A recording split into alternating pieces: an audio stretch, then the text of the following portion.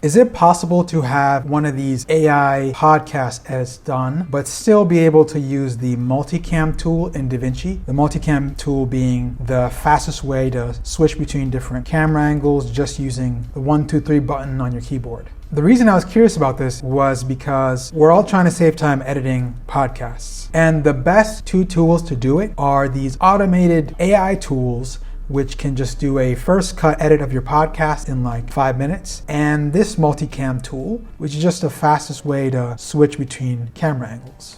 But there's no tools out there which have been able to give us both of these workflows combined into one. So I was curious if this was doable at all. So I went diving into the DaVinci API and I was able to create this. This is an automated edit, so it's been not touched so far by human hands, completely done with a computer, of about close to an hour, and actually been able to be generated inside the Multicam tool. So you can see the Multicam will switch angles between angle 3, which is this split cam, angle 1, which is a first gentleman, angle 2 is obviously the other person. So this is kind of interesting because currently these automated tools give you an output that looks something like this. So this is from a tool called Podmate, which I work on, and an hour long as well. And the way it works is that it does the different camera angles by just enabling and disabling actual clips. So this is the split cam. So if we just disabled these two split cam clips and enabled him or enabled this first person, that's obviously great for a first pass. It becomes very difficult to tweak the edit